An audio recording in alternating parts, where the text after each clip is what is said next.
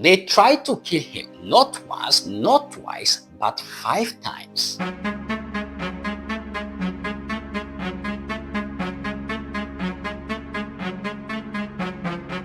The man we are talking about is not a warlord, not a rebel commander. He is president for one of the African countries, a leader who openly admits, "I am a prime target for assassination."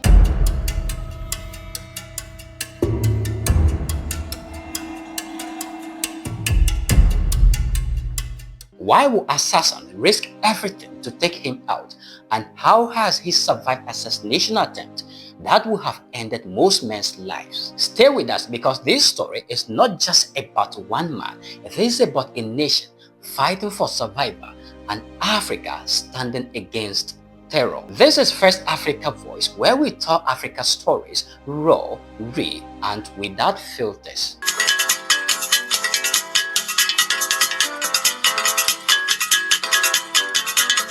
Ladies and gentlemen, welcome to the channel. My name is Paul Lingua. Now, let's delve into the story and break it down together. Somalia has long been one of Africa's troubled nations, a country scarred by decades of war, hunger, and terrorism. At the heart of this struggle is Al-Shabab, a ruthless militant group affiliated with Al-Qaeda, responsible for countless bombings, killings, and attacks both inside Somalia and across East Africa. But among their biggest targets sits one man, Hassan Sheikh Mohamud, the president of Somalia. In an exclusive interview, Mohamud revealed something chilling. "They have tried to assassinate me 5 times in just 2 years. Imagine living every day knowing trained killers are hunting you." Well, let's dig deeper into the details of those attempts. So how did the militants try to kill him? According to the president, Hassan Sheikh Mohamud, Al-Shabab operative launched a coordinated strikes designed to end his presidency and his life. For the last 2 years, Al-Shabab has attempted me 5 times. I take that risk, but I will not be prison for the fear. Most of the towns and cities has been liberated from Al-Shabab. We have achieved a significant success and progress. But Hassan Sheikh Mohamud insists the group is weaker than before. That may sound bold, but he has reason.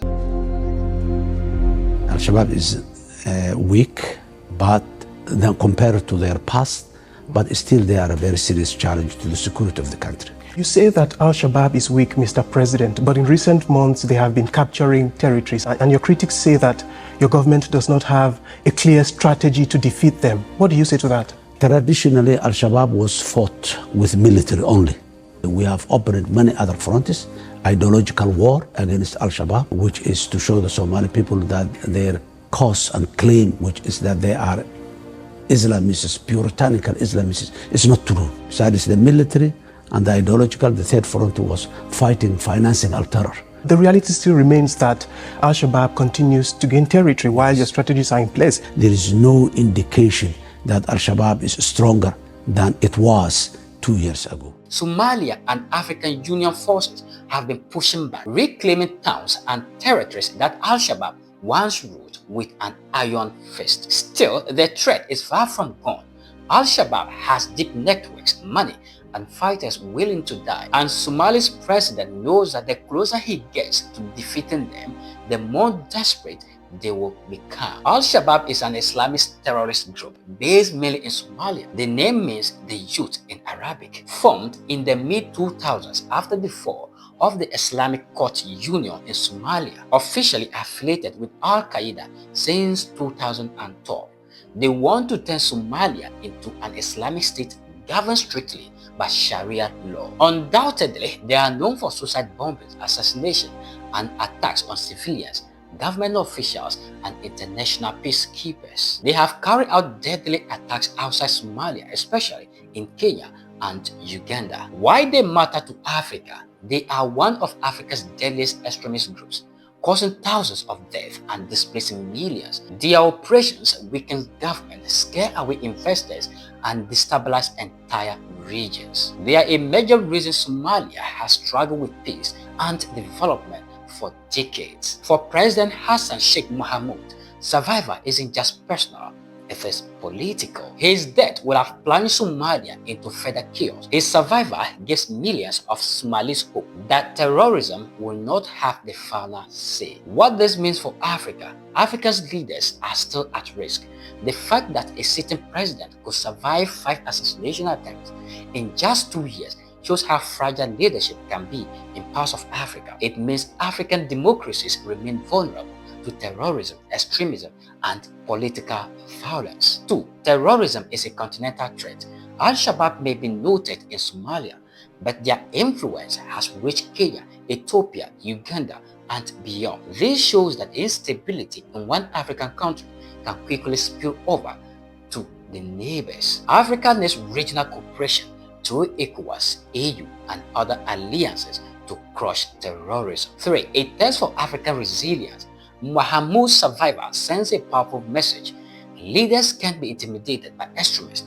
For Africans, it symbolizes resilience, the ability to keep standing strong even when enemies try to silence you. 4. Global spotlight on African security. Each assassination attempt is also a reminder to the world that Africa is a key battleground in the fight against global terrorism. It pressures the world powers to either support Africa's security or risk letting extremist groups expand. 5. A call for African unity. If Somalia eventually defeats Al-Shabab, it proves that African countries can defeat terrorism without relying only on foreign powers. That would be a huge boost for Pan-Africanism and the movement toward African-led security solutions. In short, this means Africans' fight against terrorism is not just Somalia's fight, it is Africa's fight. And the survival of Hassan Sheikh Mohamud could inspire other African nations to stand firmer against extremist groups threatening peace and democracy.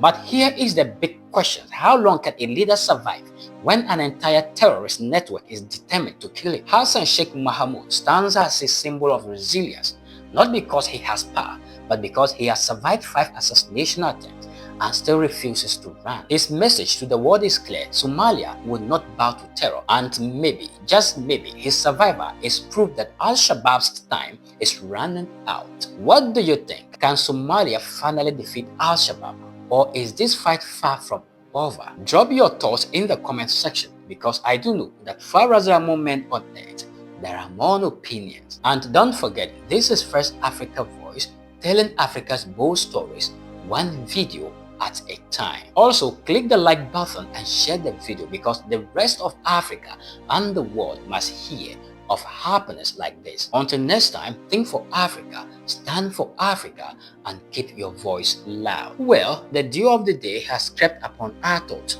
and nature must obey its necessity.